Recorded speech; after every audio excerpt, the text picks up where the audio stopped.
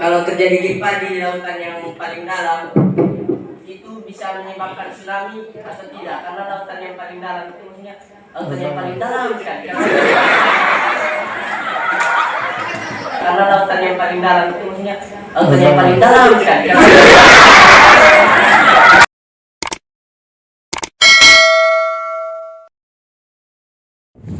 Halo guys, welcome back to my channel.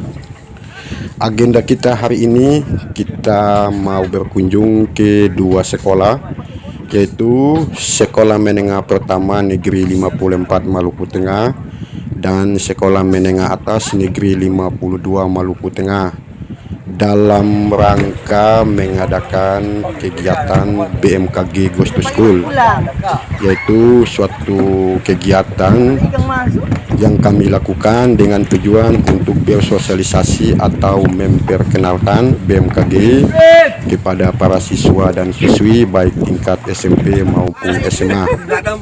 Nah, sekolah ini tepatnya berada di Desa Wayat, Kecamatan Banda Neira, Maluku. Jadi kita harus menyeberang lautan. Oke guys, selamat menonton. Semoga video ini ada hikmah buat kita semua.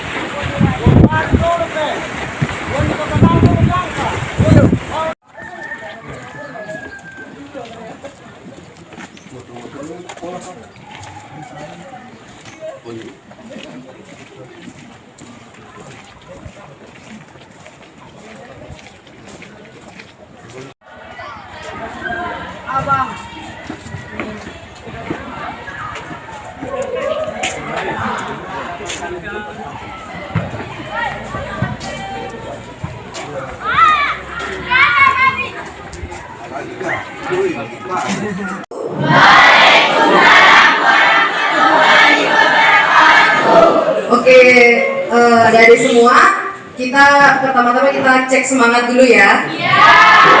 Kalau saya bilang selamat pagi, jawabnya pagi dengan semangat, dengan diikuti gerakan tangan. Oke? Satu, dua. Selamat pagi. Pagi. Luar biasa. Lagi Rakopa. Selamat pagi. Pagi. Tetap semangat. Luar biasa. Oke. Kalau saya bilang BMKG, jawab jaya. Yes. Enggak. Oke, BMKG jaya.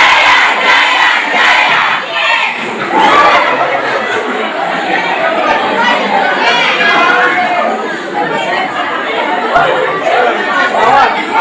Warahmatullahi wabarakatuh.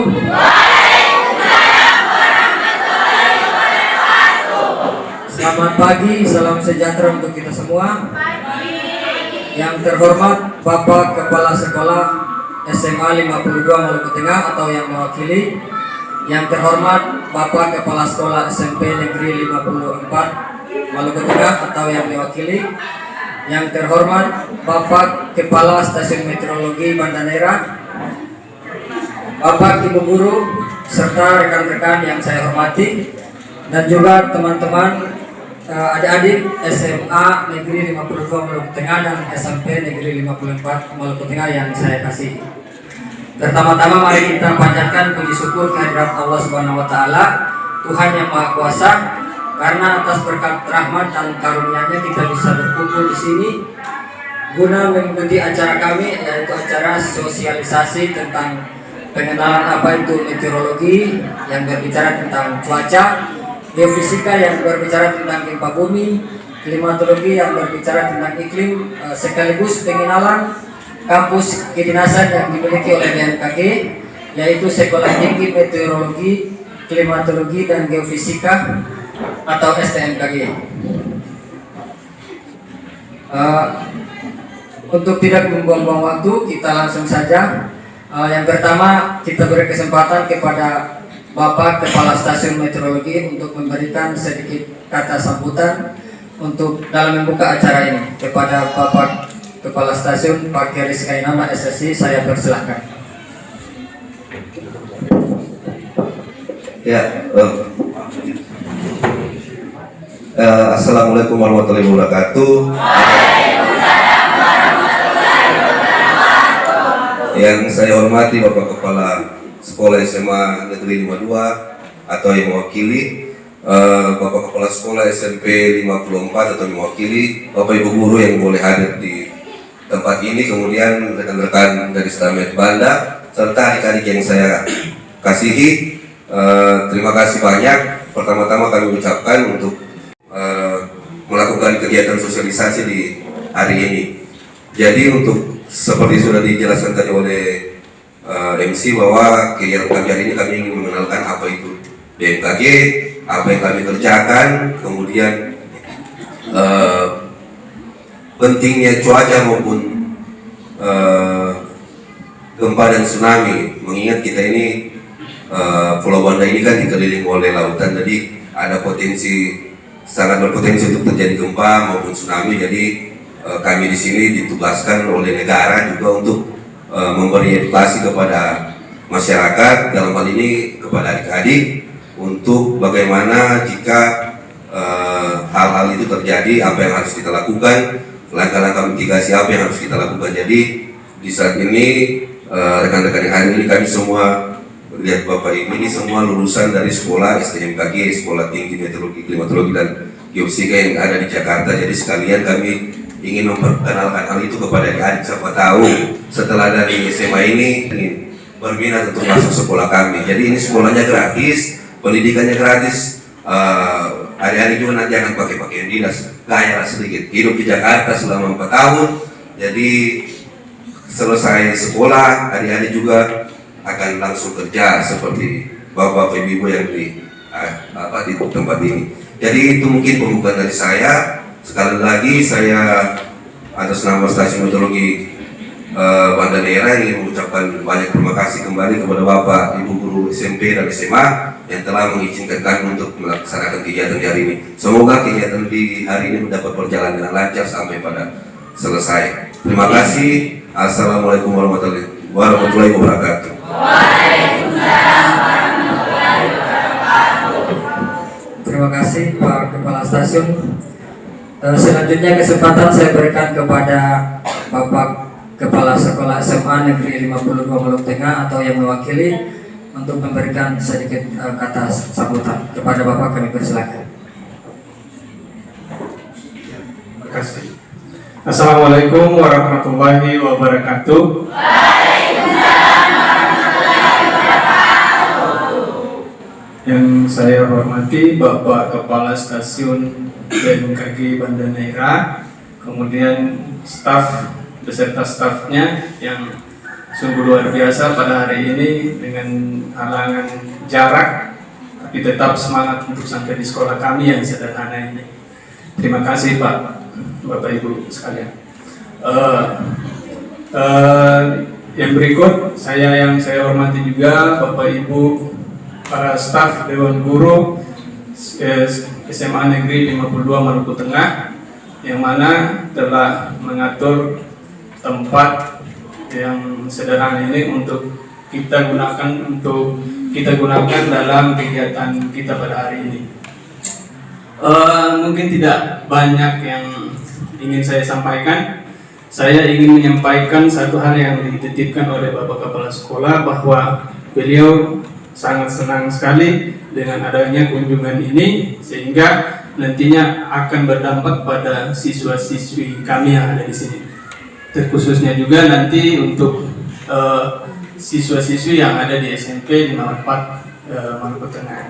Ya, harapan saya, Anda ketika nanti mengikuti kegiatan ini, harapan saya Anda ikuti dengan seksama, fokus, ya. Kemudian apa yang ingin ditanyakan silakan ditanyakan. Tadi sudah disampaikan oleh Bapak Kepala tadi bahwa akan diperkenalkan sekolah tinggi BMKG yang ada di Jakarta sana. Mudah-mudahan, siapa tahu ada yang berminat ingin melanjutkan sekolah di sana, seperti yang disampaikan tadi bahwa gratis. Sempat tinggal di Jakarta, senang nanti tinggal di Jakarta. Sekali-sekali belajar di kota, kira-kira begitu. Yang berikut, Anda di sini, ya, saya harap jangan sungkan-sungkan untuk bertanya. Ya, apa yang ingin ditanyakan silakan ditanyakan, apa yang kurang jelas ditanyakan saja. Ya, bisa tak? Bisa. Oke, mungkin itu saja yang bisa saya sampaikan buat sebagai awal daripada kegiatan ini. Sekali lagi ucapan terima kasih buat Bapak Ibu sekalian yang sudah mengunjungi sekolah kami. Ini akan menjadi sesuatu yang bermanfaat untuk sekolah kami. Terima kasih.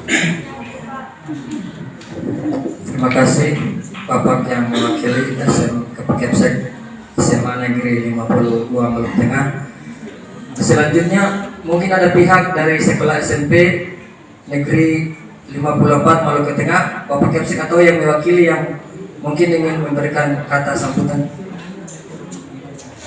Kalau tidak ada, kita lanjutkan. Iya ya.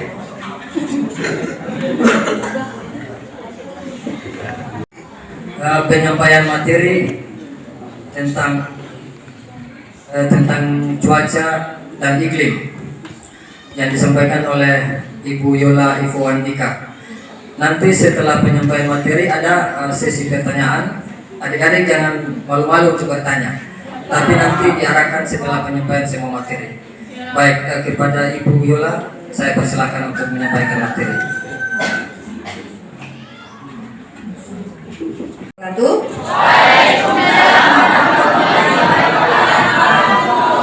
Adik-adik sekalian, di sini saya akan membawakan materi mengenai apa itu iklim, apa itu cuaca.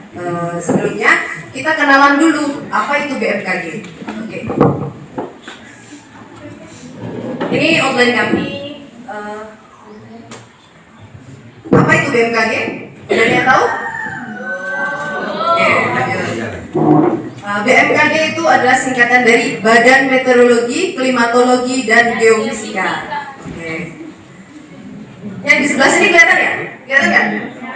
Kelihatan. Oke, jadi BMKG itu adalah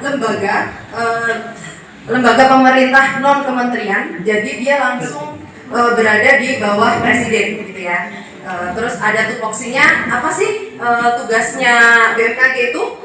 Melaksanakan tugas pemerintah di bidang meteorologi, klimatologi, kualitas udara, dan geofisika, serta memberikan informasi peringatan dini. Peringatan dini itu apa? Seperti ketika akan terjadi cuaca ekstrim atau gelombang tinggi atau akan ada tsunami. Nah, itu ada peringatan dini. Nah, itu tugas kami untuk menyampaikan yang namanya peringatan dini.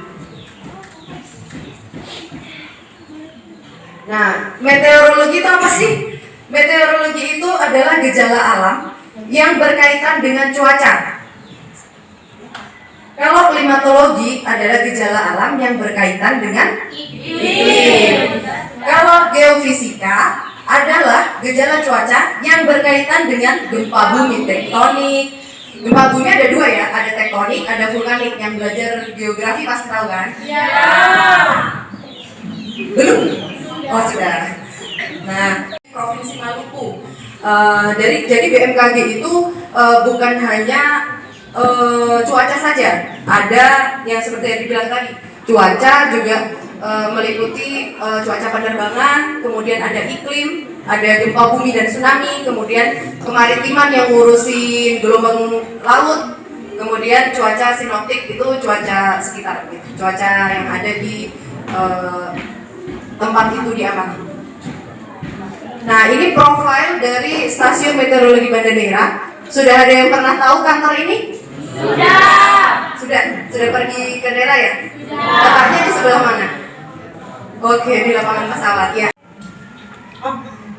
Ada yang kita lakukan di kantor itu melakukan pemamatan unsur cuaca. Apakah itu unsur cuaca? Nanti kita jelaskan. Kemudian membuat perakiraan cuaca harian. Besok hujan atau tidak, 2 hari ke depan hujan atau tidak, itu tugas kami membuatnya. Kemudian memberikan informasi meteorologi penerbangan untuk kepentingan take off landing. Kemudian pelayanan data dan penyebaran informasi itu kita memberikan, misalkan ada di semua mau penelitian, bisa meminta data di kami, seperti itu. Oke. Nah, kita ke intinya, apa itu cuaca dan iklim? Nah, kalau cuaca itu keadaan keadaan atmosfer pada suatu tempat yang diamati atau suatu waktu yang berubah dalam kondisi singkat seperti itu. Jadi dia diamatinya dalam kondisi yang singkat, secara singkat begitu, waktunya singkat. Tapi kalau iklim itu keadaan cuaca jangka panjang, jadi jangkanya itu panjang. Kalau cuaca itu seperti cuacanya hujan, cuacanya panas, seperti itu kan. Tapi kalau iklim, apa contohnya? Ada yang tahu? Contohnya itu kayak musim. Kapan sih musim penghujan? Kapan musim kemarau? Jadi jangkanya panjang. Tapi kalau cuaca fluktuatif, jadi jangkanya pendek. Nah, kok bisa sih ada cuaca, kok bisa ada iklim? Itu kenapa? Karena kita itu ada yang namanya pergerakan semu matahari. Teman-teman udah tahu, ada tahu global? Bola bumi itu kan? Iya. Dia lurus apa miring? Bulat. Iya, tahu bulat. Gak ada dong, masa penganut bumi datar kan ya? Jadi ada global itu kan bulat nih. Dia kan kalau diperhatikan, global itu tidak selalu lurus, tapi global itu agak miring begitu, ya kan? Miringnya berapa derajat? Ada yang tahu? Kalau dalam tulisan-tulisan dijelaskan bahwa kemiringannya itu sekitar 23,4 derajat gitu. Jadi dia miring, nggak tegak lurus gitu, tapi ada miring. Dia bulat tapi miring gitu kan. Nah, itulah yang menyebabkan mengapa adanya mengapa adanya pergerakan semu matahari itu karena bumi ini mengelilingi matahari. Apa namanya bumi mengelilingi matahari? Revolusi. Bumi mengelilingi matahari namanya revolusi dalam waktu 1 tahun atau 365 hari apa tahun? Jadi dia kan miring, dia berevolusi terus-menerus mengelilingi matahari. Jadi kan ada perbedaan penyinaran matahari. Nah, kita Indonesia itu berada di berapa derajat? Indonesia itu kita punya khatulistiwa, berarti Indonesia itu berapa derajat? Melewati ekuator ya namanya, atau khatulistiwa itu 0 derajat. Jadi ibaratnya kalau jadi beda, ada daerah yang malam hari terus, ada yang siang hari terus dalam beberapa waktu gitu. Itu disebabkan apa? Karena kemiringan bumi dan karena adanya posisi bumi bulat ini, di mana ada yang jauh, ada yang seperti kita di ekuator kan 12 jam ya, 12 jam siang, 12 jam malam. Sedangkan di tempat lain itu ada yang siangnya lebih panjang atau ada yang malamnya lebih panjang. Itu yang menyebabkan adanya perputaran ini sirkulasi ya, sirkulasi udara gitu yang menyebabkan terbentuknya iklim dan cuaca. Nah, selain itu, karena ada perputaran tadi, pasti ada pergerakan angin. Nah, tahu di sini biasa kita sebut musim timur, musim barat. Nah, itu sebenarnya adalah pergerakan muson, angin muson timur dan angin muson barat. Gitu. Kalau di Indonesia kan ada dua tuh. Ketika angin muson barat berarti disebut biasanya musim apa? Kalau barat, bukan musim ombak. Bukan, musim kan ada dua tuh, musim kemarau sama musim hujan. Bukan musim ombak, musim kemarau sama musim hujan. Terus kalau musim barat itu biasanya di Indonesia tuh secara umum musim apa? Di Indonesia ya, kalau secara di geografi, kalau belajar geografi di Indonesia itu kalau ada angin musim barat bertiup berarti lagi musim hujan. Kalau ada angin musim timur bertiup ada musim kemarau. Tapi kita hidup di Banda Neira. Kita hidup di Banda Neira, kita tuh spesial di sini. Jadi biar musim barat, biar musim timur ada hujan saja. Iya. Next. Nah, ini faktor pengendalinya tuh apa sih yang menjadi penyebab utama juga? Itu selain itu ada sirkulasi atau faktor pengendali curah hujan di Indonesia itu ada yang namanya El Nino, La Nina. Nah, sekarang ini kita lagi digadang-gadangkan ada dalam fase El Nino. Apa sih El Nino? Nah, jadi El Nino tuh gambar yang atas ya. Ketika suhu muka laut yang ada di Peru itu menghangat, sehingga uap-uap air yang ada di Indonesia itu atau di sekitar Indonesia itu dia akan mengarah ke tempat yang panas kan, penguapannya banyak di sana. Kemudian tekanannya otomatis karena panas tekanannya rendah. Jadi banyak pengumpulan massa udara yang ke arah sana. Berarti Indonesia akibatnya apa? Indonesia ditinggalkan gitu. Jadi kita ditinggalkan apa ya? Jadi kita mengalami kering seperti itu. Jadi ketika El Nino ada, kita itu hujannya berkurang begitu. Tapi kebalikannya ketika La Nina hujannya banyak gitu. Karena uap air ngumpulnya di Indonesia karena suhu laut di wilayah Indonesia menghangat gitu. Ada yang perhatikan ya? 3 tahun belakangan itu kita banyak hujan, tapi tahun ini hujannya berkurang. Ada yang udah kekeringan di sini? Itu kenapa? Karena sekarang ini kita berada di fase El Nino gitu. Jadi 3 tahun belakangan kita itu berada di fase La Nina. Jadi 3 tahun belakangan tuh banyak hujan. Sampai durian-durian tuh jarang kan 3 tahun belakangan itu. Karena curah hujannya terlalu ekstrem, banyak gitu. Curah hujannya banyak gitu. Jadi kalau sekarang ini kita ada di fase El Nino, tapi El Nino-nya masih El Nino moderat. Jadi masih mungkin ada hujan karena itu lagi kita spesial, kita di Banda Neira yang dipengaruhi cuaca lokalnya itu sangat kuat sekali. Iya. Yang SMP mana SMP? SMA? Kamu juga SMA ya? Iya. Kalian saya kira orang tua murid yang di belakang.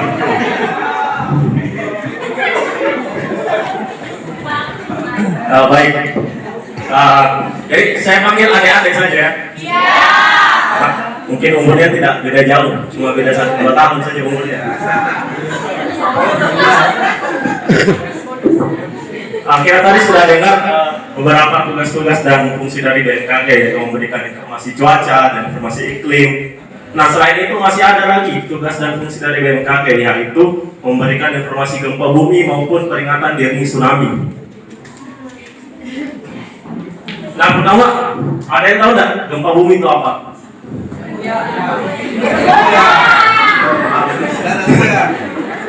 Kalau orang Banda bilang tanah goyang. Nah, jadi intinya gempa bumi itu adalah peristiwa bergetarnya bumi. Jadi kalau orang Banda bilang tanah goyang berarti benar, tanah goyang.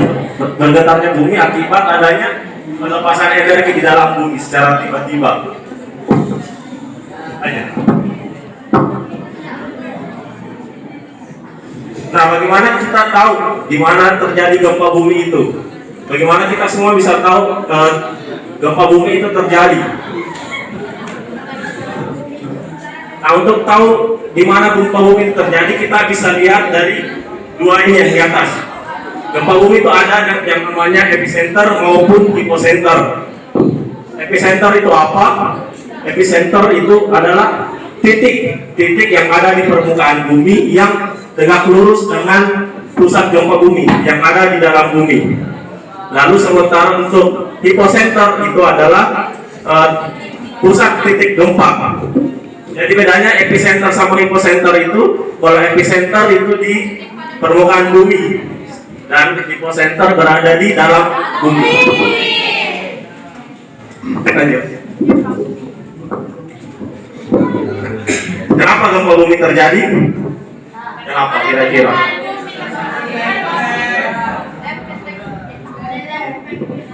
Iya. Jadi pertama kita harus tahu dulu ini. Kalau bumi yang kita tinggali ini terbagi dari beberapa lempeng tektonik besar. Kemudian lempeng tektonik itu apa? Lempeng tektonik adalah sebuah lapisan keras di kerak bumi yang mengapung di atas lapisan mantel bumi. Jadi kalau kita lihat gambar yang di atas itu ada lapisan-lapisan bumi. Nah, yang paling atas itulah yang namanya kerak bumi, di mana tempatnya ada lempeng tektonik di situ. Kemudian lempeng tektonik ini selalu bergerak terus di lempeng tektonik. Jadi ketika ada satu atau beberapa lempeng tektonik yang bergerak lalu saling bertumbukan, maka di situ akan menyebabkan terjadinya pelepasan energi yang kita sebut dengan tanah goyang. Next.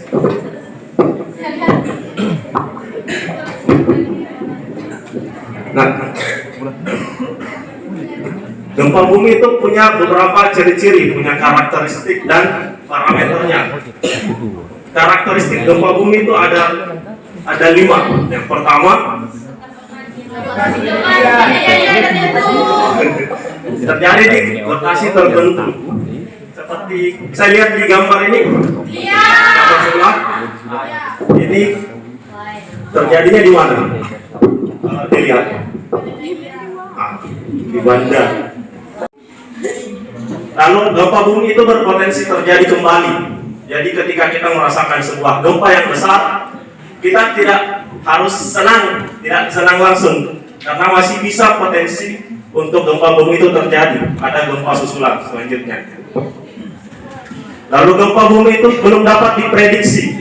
Jadi belum ada orang yang bisa memprediksi adanya kapan terjadi gempa bumi ini. Mau orang di Wair, di Walang, di Nera, bahkan di Jepang sekalipun, belum ada yang bisa memprediksi kapan gempa bumi itu terjadi. Jadi kalau ada yang bilang, oh hari ini bakal terjadi gempa bumi, berarti itu cuma cerita sombong-sombong saja. Lente. Kemudian gempa bumi itu tidak dapat dicegah, tapi dapat kita kurangi dampak yang ditimbulkan. Kerugian yang ditimbulkan bisa kita kurangi dengan cara memahami langkah-langkah mitigasi dan langkah apa yang kita perlu lakukan ketika bencana itu terjadi.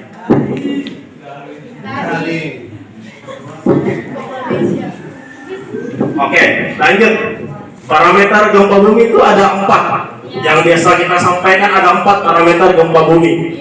Itu seperti di gambar di atas bisa kita lihat. Yang pertama ada parameter waktu, kapan terjadinya gempa bumi itu. Nah, seperti di contoh gambar ini ada kejadian gempa bumi tanggal 10 Oktober 2023 jam 8. Semua di mana itu? Jam 8 tanggal 10. Ada yang rasa? Ada. Beda sendiri tak rasa.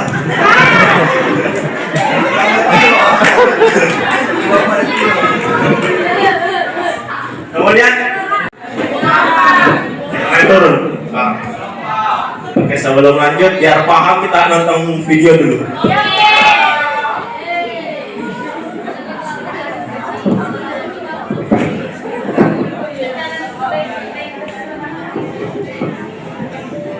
Apa itu tsunami?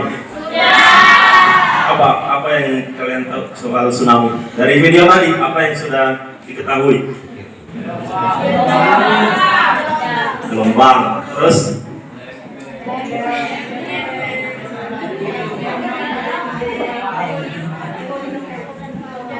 Nah, jadi tsunami itu berasal dari bahasa Jepang. Stu artinya pelabuhan dan nami artinya gelombang. Jadi kalau nanti di luar ditanya sama teman, bisa bahasa Jepang atau tidak? Berarti bisa sekarang. Tsunami, bahasa Jepang. Jadi tsunami ini adalah gelombang air laut yang diakibatkan oleh perubahan permukaan air laut secara tiba-tiba. Jadi ketika terjadi perubahan di dasar laut, itu bisa menyebabkan terjadinya gelombang tsunami. Ada beberapa penyebab tsunami, diantaranya adalah tsunami bisa terjadi karena adanya gempa bumi tektonik di laut. Terus tsunami bisa terjadi ketika ada longsoran yang terjadi di laut. Lalu tsunami juga bisa disebabkan karena adanya letusan gunung api. Serta yang terakhir, tsunami bisa terjadi jika ada jatuh meteor di laut.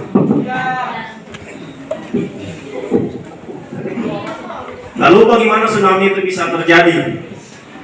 Hampir sebagian besar tsunami yang pernah terjadi itu terjadi diakibatkan karena adanya gempa bumi besar yang terjadi di lautan. Jadi ketika gempa bumi terjadi di laut, maka akan menimbulkan patahan. Maka menimbulkan patahan, perubahan permukaan di dasar laut sehingga bisa menyebabkan terjadinya gelombang naik.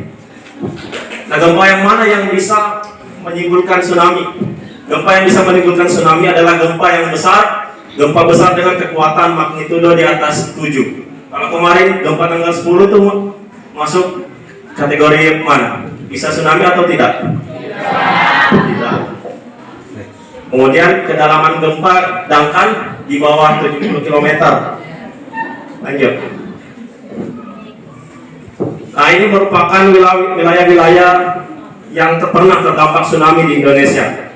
Bisa dilihat juga hampir semua wilayah Indonesia pernah terdampak tsunami.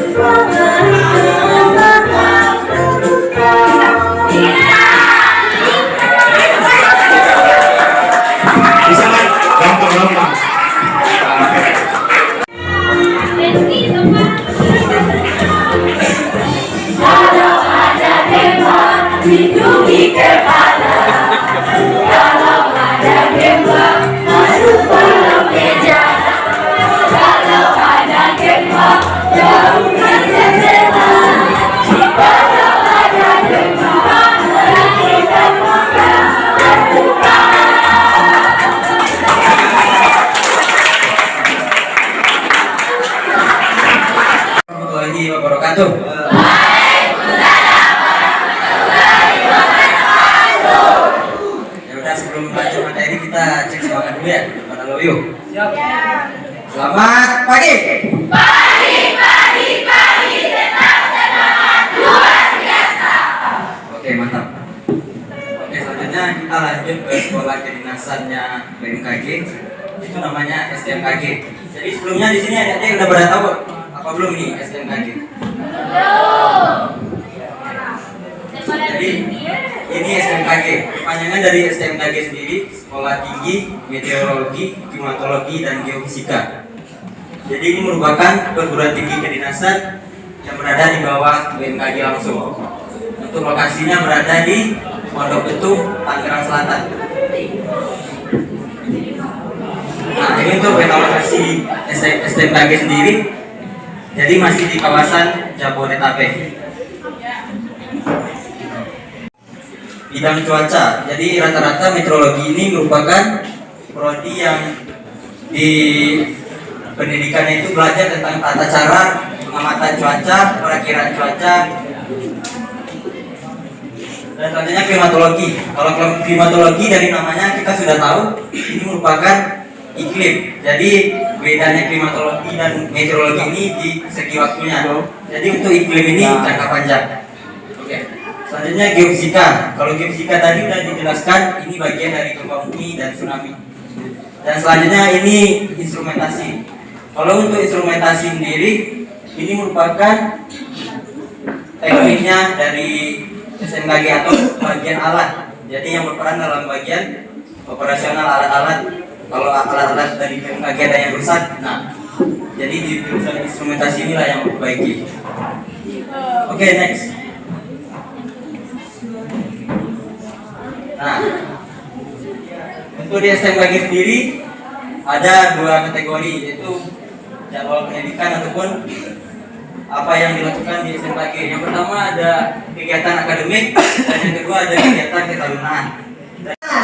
Oke, baik. Jadi belajar ya, dipersiapkan dari sekarang, persiapannya nilai-nilainya harus bagus, kemudian belajar SKB, SKD, kemudian fisiknya dijaga karena akan ada tes kebugaran, ada tes kesehatan. Jadi kalau suka merokok atau mungkin ada yang minum itu jangan dulu gitu ya, karena kan fisiknya harus dites juga gitu. Jadi gak rugi sekali ketika kita sekolah di sini, yang seperti itu tadi, kita itu lulus langsung dijamin kerja gitu. Apalagi kalau kita masuk di jalur afirmasi. Di jalur afirmasi itu kita langsung balik ke daerah. Jadi gak kayak kita nih, kita semua dulu jalur reguler. Jadi saya dari Jawa di sini, Abang Fal dari Padang di sini, Abang Gede dari Bali di sini gitu. Tapi kalau teman-teman sekalian mau daftar lewat jalur afirmasi, teman-teman daftar kan dari Ambon nih, pasti penempatan pun balik ke Maluku gitu. Jadi nggak akan jauh-jauh. Udah jadi PNS golongan 3. Misalkan teman-teman niat kuliah lagi, difasilitasi mau S2 silakan, asalkan syarat-syarat memenuhi bisa ke luar negeri seperti itu. Nah, yang paling enak waktu kuliah ada tunjangan ikatan dinas, gitu kan? Jadi mengurangi minta uang jajan sama orang tua. Gitu. Dipersiapkan ya, ada yang SMP juga. Kalau tadi kan udah lihat tuh ada sekolah ini gitu. Jadi masa persiapannya lebih panjang lagi. Jadi nanti waktu tes bisa lebih mantap lagi. Oke, selanjutnya kita mau simulasi bencana. Sorry. Tanya jawab dulu aja ya daripada kita bubar. Oke, bagi yang bertanya akan kita kasih sedikit hadiah. Jadi silakan bertanya, jangan malu-malu. Bagi yang mau bertanya silakan angkat tangan. Warahmatullahi wabarakatuh. Perkenalkan, nama saya Yantilas Iden, kelas 11 IPS. Jadi pertanyaan saya, jadi yang mau masuk ke bidangan STBKM cuma jurusan IPA saja. Nggak ada jurusan yang lain bisa masuk.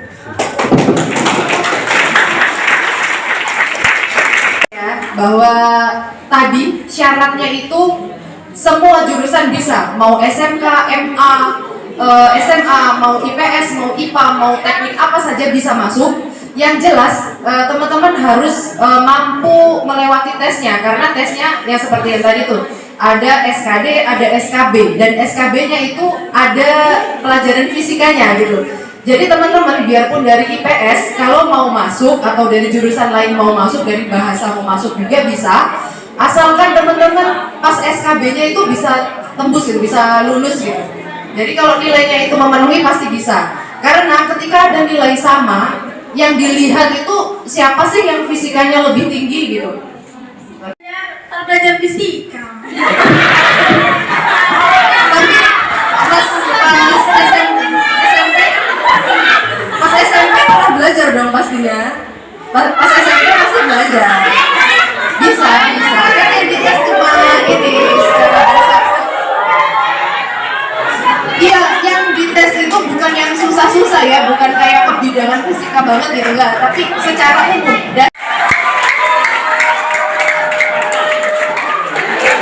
Oke, sudah silakan berdiri, perkenalkan namanya.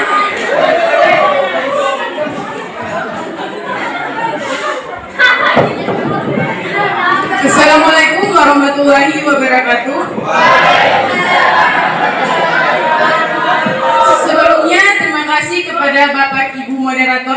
materi atas waktu yang diberikan kepada saya. Di sini saya ingin bertanya terkait dengan materi yang sudah dipaparkan tadi, yaitu apa fungsi BMKG dalam penanganan bencana. Sebutkan namanya, tadi belum kenalan. Perkenalkan, nama saya Niranti Ngabalin dari kelas 12 IPA. Terima kasih. Bagus gitu. Jadi fungsinya BMKG dalam penanganan bencana itu apa sih gitu? Kan udah ada pemerintah, kan udah ada BPBD, terus BMKG itu ngapain?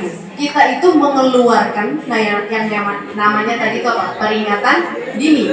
Jadi kita mengeluarkan peringatan dini, kita menginformasikan kepada pemerintah setempat, kepada BPBD, atau kalau ada tim siaga bencana seperti itu, kita menginformasikan, wah ada warning nih, ada peringatan dini tsunami gitu.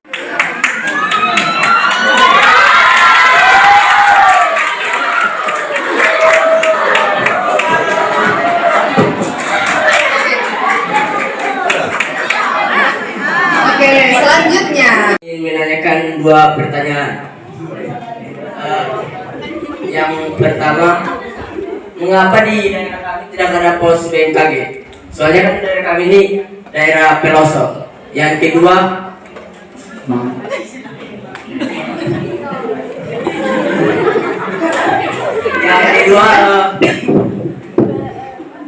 apakah kalau terjadi gempa di lautan yang paling dalam itu bisa menyebabkan tsunami atau tidak? Karena lautan yang paling dalam itu maksudnya lautan yang paling dalam kan?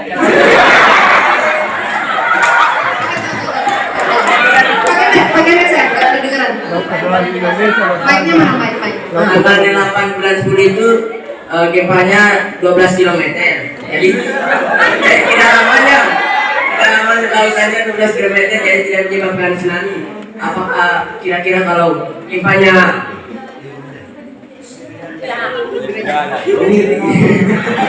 apakah kedalamannya lebih dalam bisa menyebabkan tsunami atau tidak? Ya itu saja bisa saja. Terima kasih. Pertama, kenapa kok di wayang itu nggak ada apa BMKG itu? Nah kami ini yang ada di sini mewakili Maluku Tengah itu ada dua ya, BMKG-nya ada dua, yaitu di Banda sama di Amahai gitu. Jadi tidak setiap kecamatan itu ada, tapi alhamdulillah ya kita di Banda Neira ini ada, yaitu kita ini di BMKG Banda Neira salah satunya gitu. Satu-satunya, karena maksudnya gini, kalau di Indonesia itu ada beberapa stasiun gitu. Kayak di Maluku tadi kan juga nggak setiap tempat ada gitu. Nah kita satu-satunya yang ada di Banda, di Kecamatan Banda, jadi kita merangkup semua yang ada di Banda ini, mencakup itu wilayahnya. Kemudian pertanyaan yang kedua akan dijawab oleh Ibu Nancy. Ibu Nancy mungkin mau menjawab?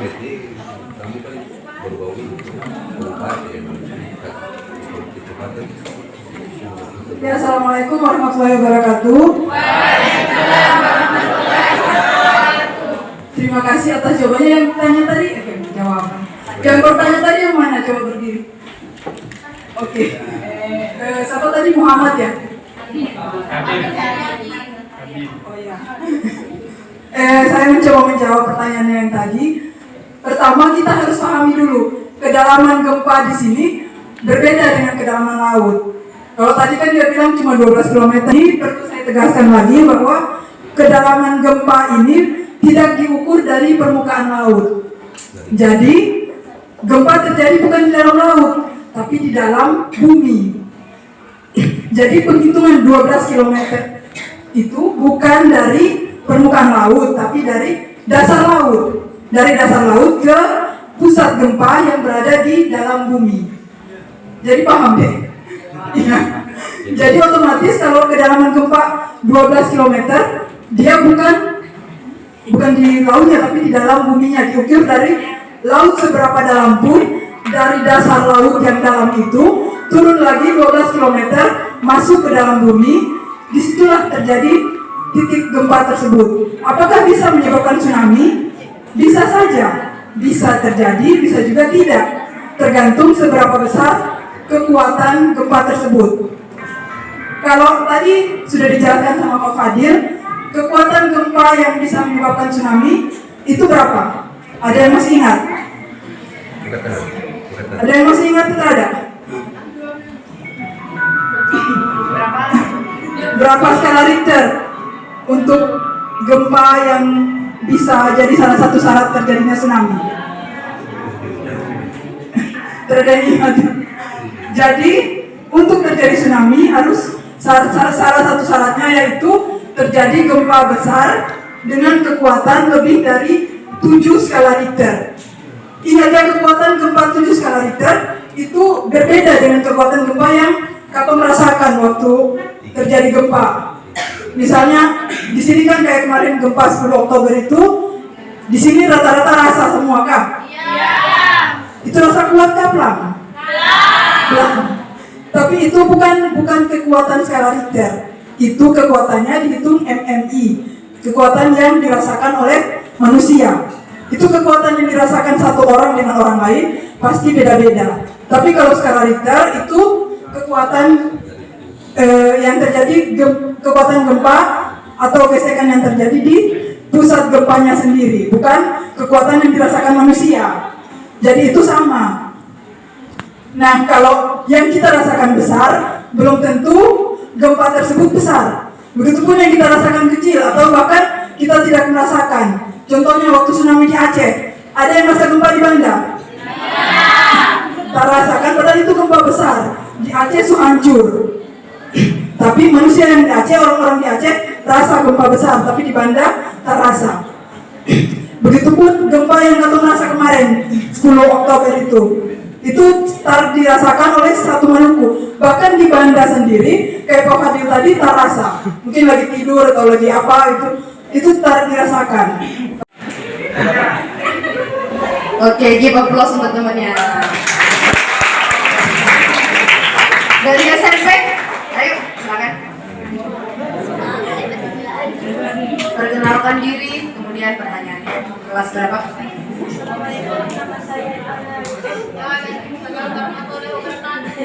Assalamualaikum, nama saya Gana Leticia. Saya ingin menanyakan bagaimana cara untuk mengukur kekuatan gempa dan alat apa yang untuk mengukur kekuatan gempa itu.